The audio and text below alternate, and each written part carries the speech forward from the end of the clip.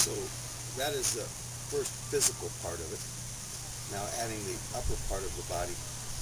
Without using the arms in certain motions, then you're basically thinking through, lining the shoulder, nest, the claw, in a sense, in this case, the right channel, through the center of the bones, of the joints, and into the ground. And that brings us to the places on the feet.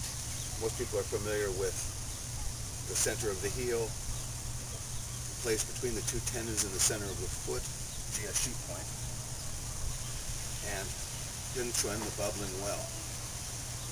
But in addition, there's a couple of other points that are useful as well.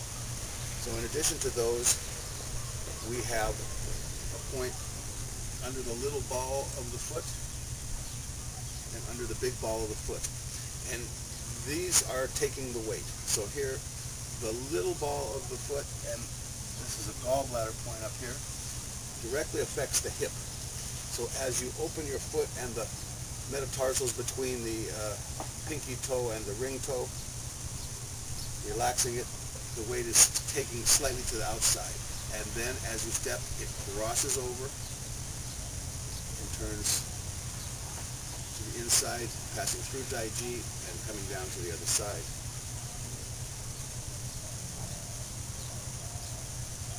Okay, backward the same, and reverse, spiraling up into the Hua, and then coming down on the outside, and then coming up on the inside, and we're passing Tai Chi. So this is part of the physical part of this. Energetically, we are spiraling.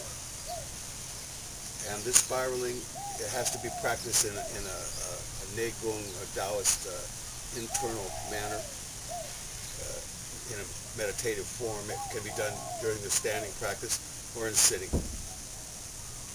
But eventually, the spirals are going down and up at the same time. I'll repeat that again, they're going down and up at the same time. And that's how you're able to create this vortex, which will kind of throw people out like a fan going around and a piece of paper being thrown at it, blow it out. Now, in order to get these left, right, and center channel, especially the left and right channels going, we can use the arms in the following motion.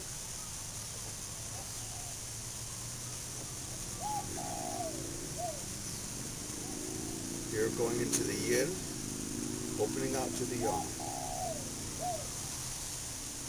So here's a simple spiral motion you can do with the arm. Notice I wait on the back leg as the yang opens and then going on. Later, of course, you can just do it without stopping. Okay, I do this from the side so you can see what's happening here. The importance of this is we need to round the back like a barrel. And this movement of the arms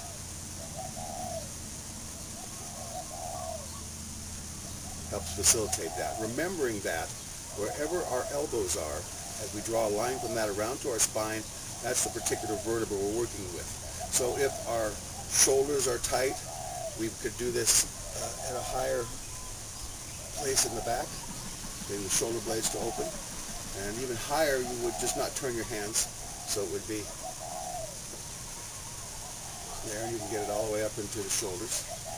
Conversely, if the low back is tight, then the hand can stay down low. There, getting the low back.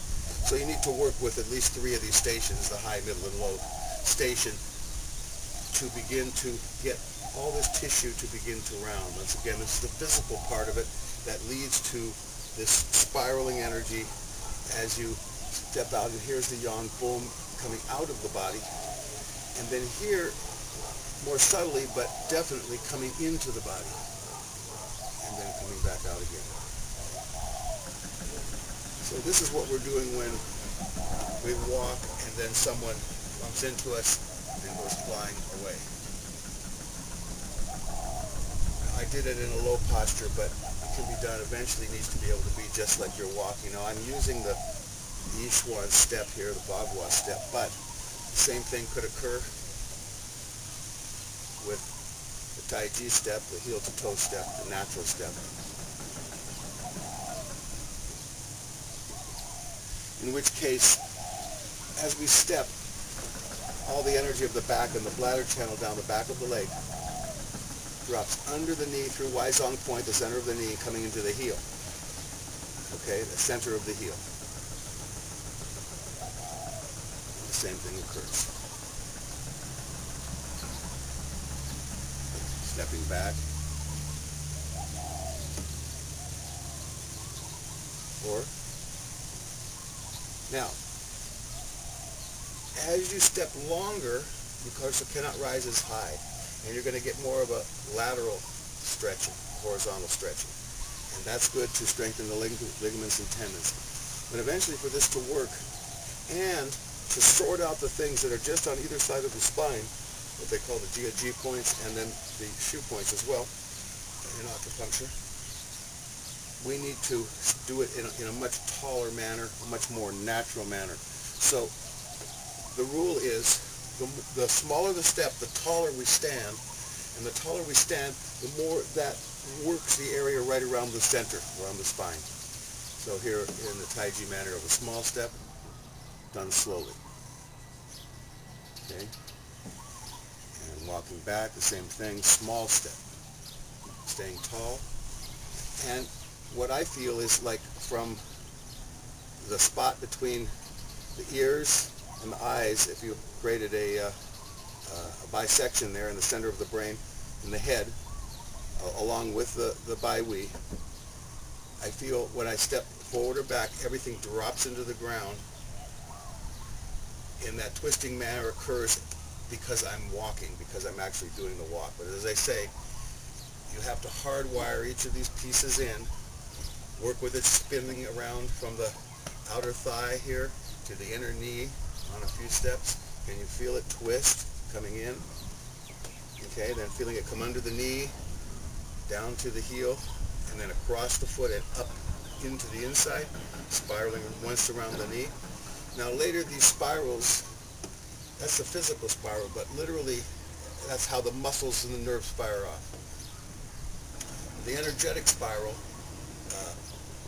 is generated by the mind, and it has to be studied, as I say, in meditation, where you're going around and around and around, just feeling around and around and around, up and down, let's say the leg, for instance, until you can feel a sense of warmth or tingling that follows your attention going down to the ground, into the ground, and then coming back up again.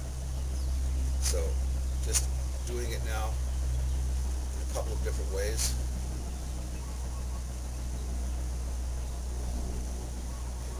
Notice in the Tai Chi motion I'm suspended for an instant, although I don't stop. At the beginning, you could do this in a real simple way by just toggling between the front and back. So here, sit back and open. Notice there's no weight on this leg, but the knee is bent and unlocked, coming down the back of the thigh. Once again, here, and opening it, or higher in this position. Notice that there's definitely a yin movement here. If we were out here when we started, okay, and we're coming back in here, okay, or this one.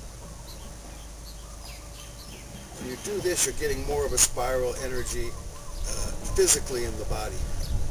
Later, once that's comfortable, then you can just do it more energetically. Here's a tall one, working the low back and the spine right around the sacrum. Okay. Or, let's say the diaphragm's tight.